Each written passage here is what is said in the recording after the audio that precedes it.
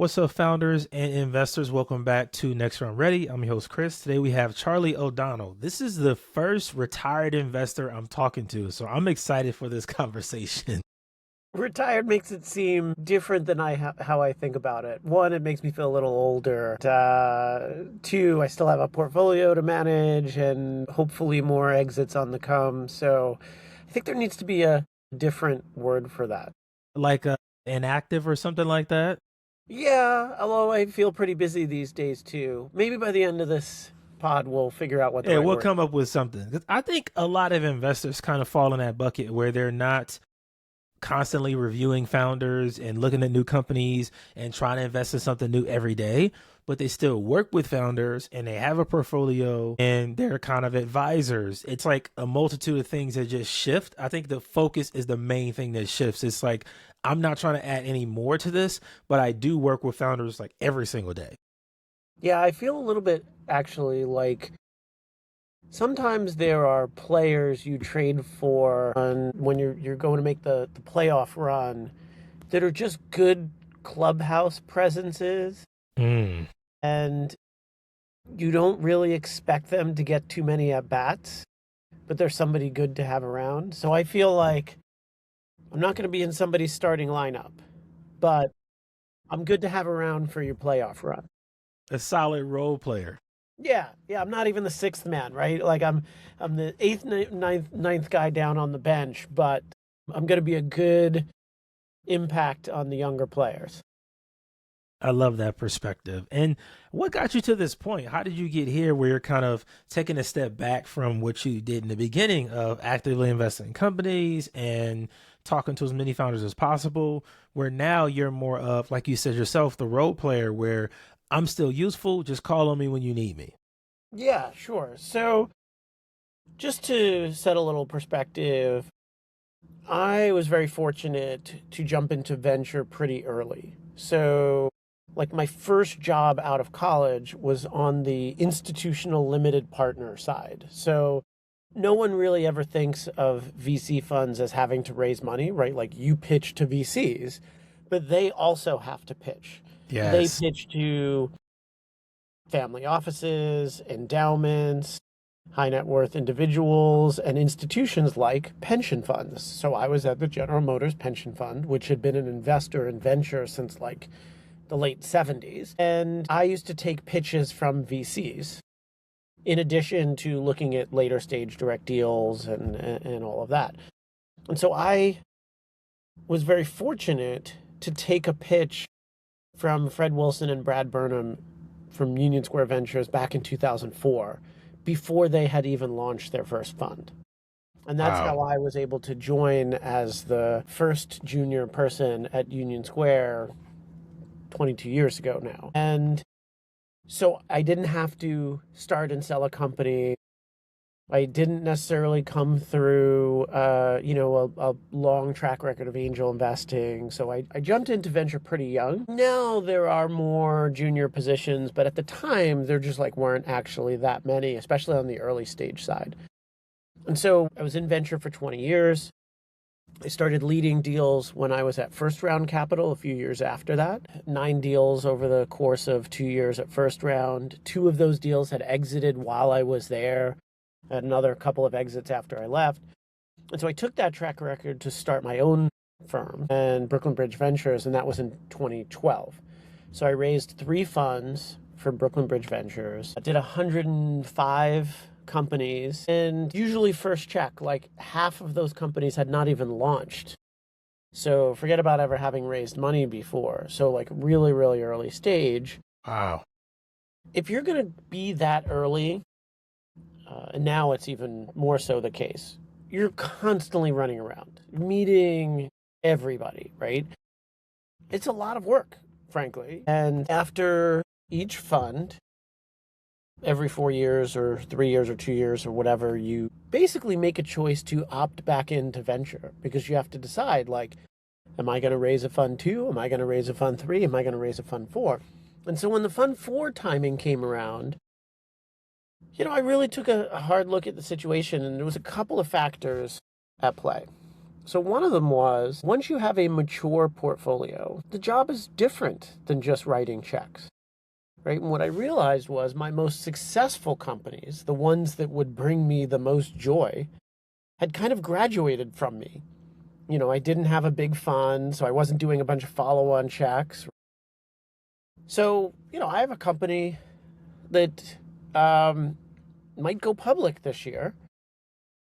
I don't get the board decks anymore. I'm not on the board, right? I wrote one check uh, 11 years ago, right? So I'm not one of the key players on the cap table anymore. And yes, it will be very exciting if we do in fact go public and I get to go to the stock market and ring the bell. But for the last few years, that relationship brings me very little joy because some other larger investor gets to go in on the board meetings and do all that sort of stuff, right? So the day-to-day of managing a portfolio where for every important, growing, exciting company, you're not the person on the cap table, it's kind of a bummer, actually. It's not as fun as when, you look at your track record and you say, oh, that's great. That company's marked up to whatever valuation. But the actual day-to-day, being in the trenches with the founder, I wasn't getting that, right? So that's one.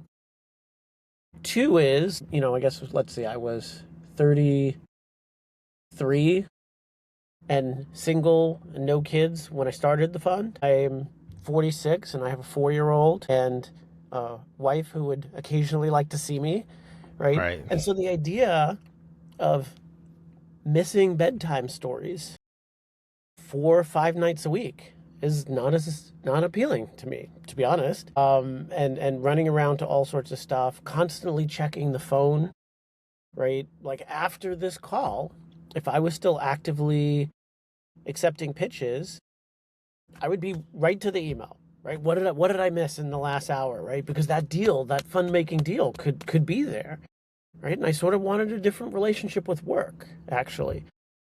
So most people who come to that conclusion do one of two things. Either they go later, which means like, hey, I can't have everybody talking to me, but if you have $1 million of revenue, come talk to me because I'm doing later stage stuff now. And at least that narrows who you really need to talk to. Or you build a firm. You hire that 27-year-old that you used to be to go out and do all the running and surface stuff. And I just didn't really want to manage a firm. Like, I don't love managing people. I don't feel like I'm that good at it. It wasn't what I wanted to do on a regular basis. Contrast that to, I recently hosted Josh Koppelman, who I used to work for, at a dinner, and Josh is an entrepreneur. He's a CEO. Like, even though he's a partner at a fund, first round is a company. There's lots of people that work there.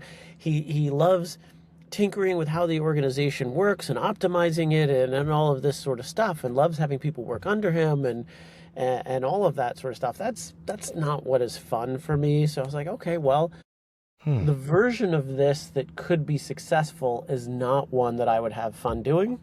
So I stopped and I decided not to raise another fund. So I'm working on, the remaining existing portfolio companies I have. I'm doing some coaching of investors and people who want to break into investing. I'm doing a little bit of fundraising feedback, and I wrote a book, which is coming out in April, called Founder Unfriendly: What Investors Won't Tell You or Don't Tell You. Is it won't tell you or don't tell you about fundraising? But so I'm very excited and very, very proud of that work. And so I'll be busy on a bunch of podcasts in the next couple of months. Right. That's a good transition for you to kind of say, hey, look, I'm not really all that good at this, so I want to go do this other thing. I understand it. And I think that self-awareness is a big deal, even for founders, because I think some founders tell themselves, I have to be the CEO, I have to lead this company.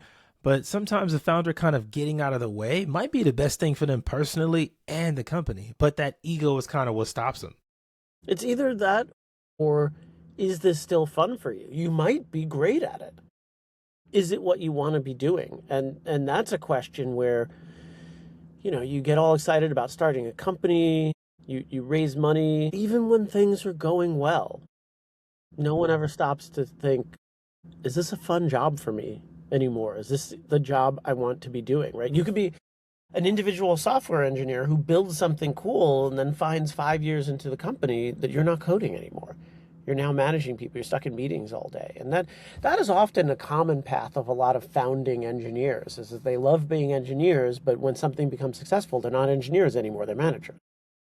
And then you get stuck running the people. And I think the people part, for me at least, that's the part that's like off putting because I've been told I'm a good leader and I hear that. But my focus is so much on connecting with people and connecting people. I like to focus on that and meeting new people and doing different things. I like the newness of what I do now. It's exhilarating for me. That's the fun part. Is every day is something new. It's no repetition, and so it's always evolving. Whereas if I have to check in with the same people about the same things all the time, that could become a little redundant for me. Like on a daily basis, that's a lot. I hear you. I went through that exact thing. I had started a company in 2007, which ultimately was not successful, but it was in the career development space, which is an area I'm fascinated by. And if I didn't do what I was doing, I would run a career planning and placement group within a university. That would be my dream other career. And I realized that one thing I liked about venture is that it was kind of an excuse to meet almost anybody interesting. Anybody who I could learn from, who was doing something innovative, was like a legit meeting that I could take as a venture capital investor. But when I was a founder in the careers and recruiting space, that really narrowed who was relevant for me to talk to.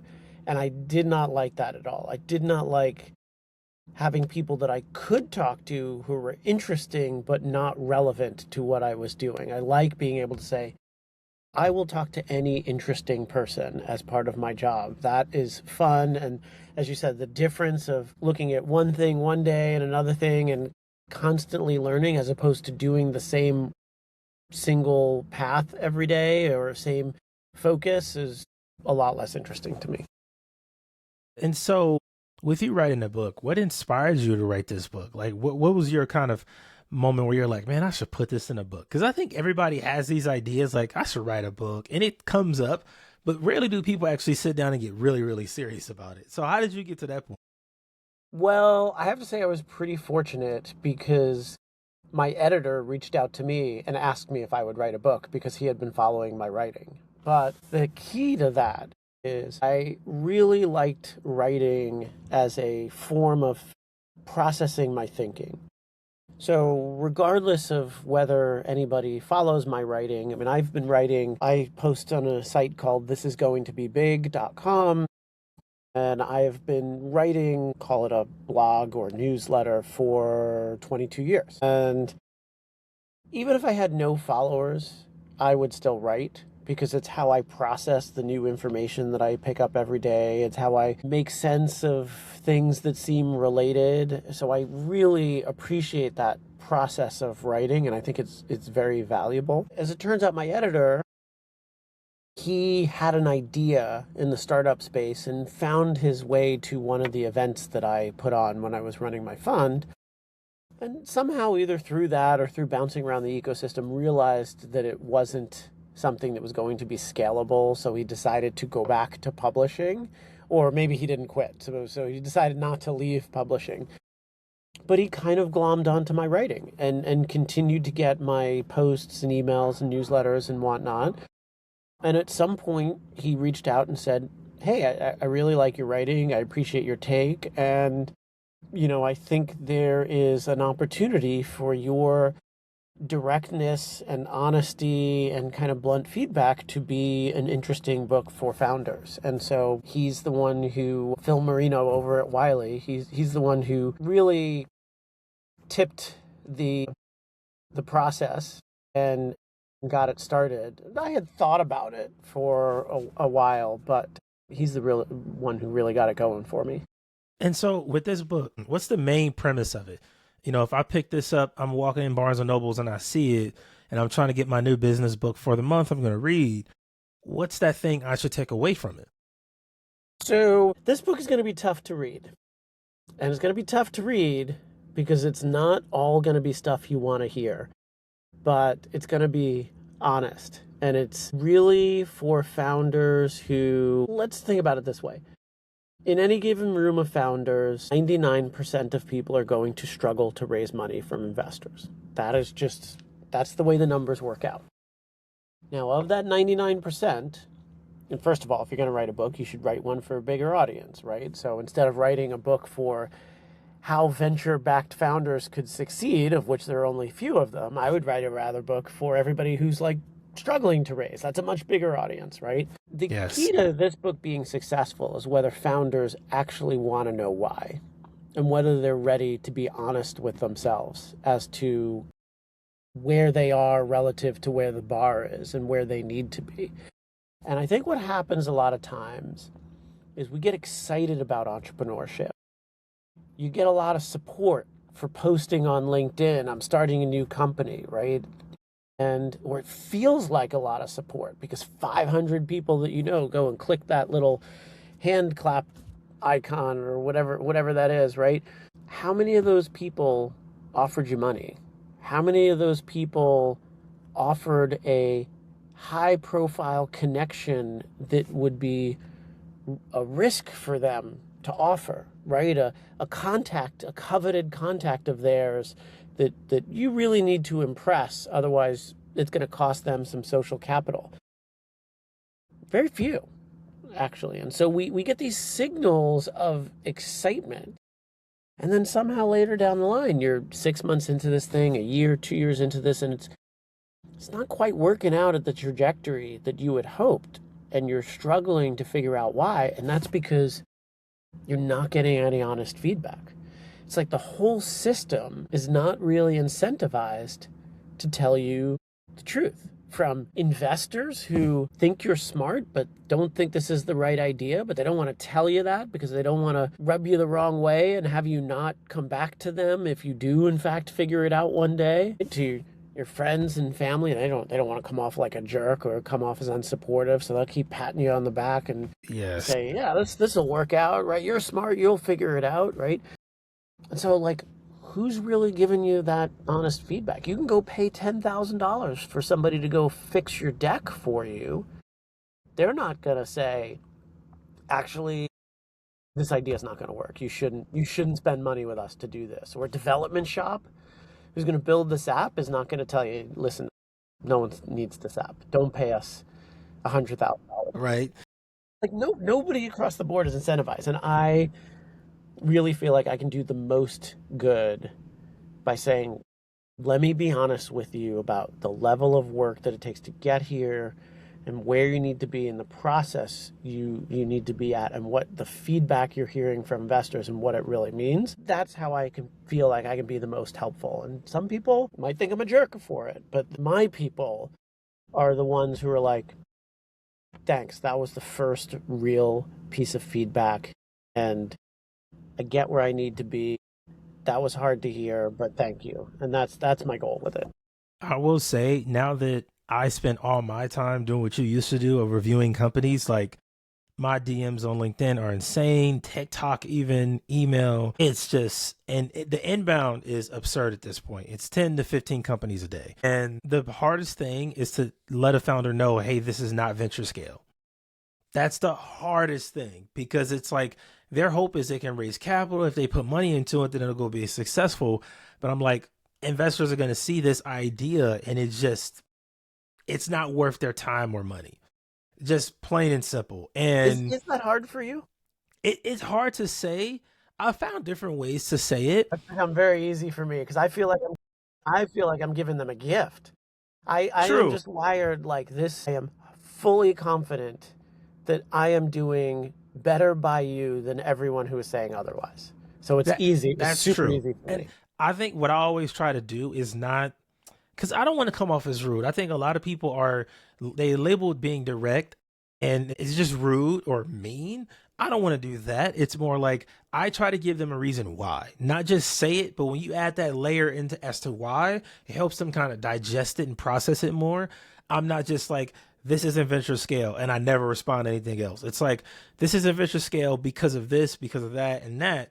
Then they kind of understand and we can have better conversations. Like some founders reach out to be on this show and I'm just like, the investors tuning in aren't going to be interested in that. Just to be honest with you, I don't want to hurt your feelings or crush your dreams, but this idea and the way you set it up, the business model, it's not venture scale. And I always start there because I think that's the most important part is the idea you have at its core good enough for a VC or an angel investor to put their money in and get way more out years down the line. If that's not possible, there's nothing else to discuss at this point. So I want to make one slight edit to what you said, because you said good enough. And I think this is where things get conflated a little bit. There are some perfectly good ideas that do not match with the objectives of venture financing, right? So not venture scale does not mean bad, right? There are some objectives of the founders, right? Or some founders where I can sit here and say to them, are you willing for this thing to become a zero? And the answer might be no. Mm. And if the answer is no, you shouldn't raise venture funding, because that capital needs you to push the risk to the point where an IPO is possible, but a zero is also possible.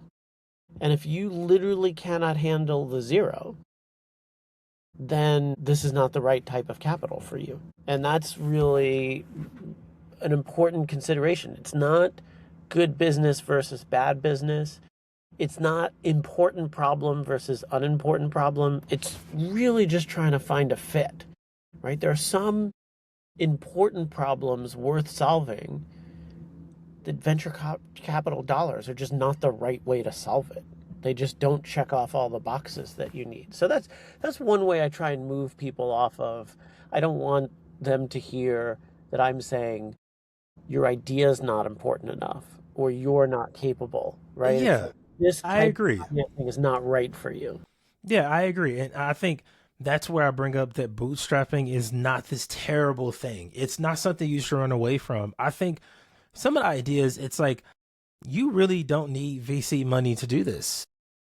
Like, you really don't. You can go and do it and make it work. You just have to be willing to do that grunt work, and runway will be stressful for 6 months, maybe 9 months, possibly a year. But if you got VC dollars right now, that would actually make you worse off as a company than if you just bootstrap this for a year, because you can be on the other side of success really, really fast. Well, it seems like overnight. But if you chase the VC dollars and you put your focus into that, I think sometimes it can kind of throw founders off and slow them down from their own success. By the way, the opposite happens too, where there's some ideas where I'm like, this is going to take you forever to bootstrap, and you need to get signal earlier. And so you should find a finite amount of money to put into this thing, really give it your best foot forward. And if it works, it works. If it doesn't work, it doesn't work. Everybody knows the risk going in. But what you don't want to do is waste 5 prime earning years of your career on an idea that actually you could have tested in 6 months, Yeah. because that also will cost you a lot as well too.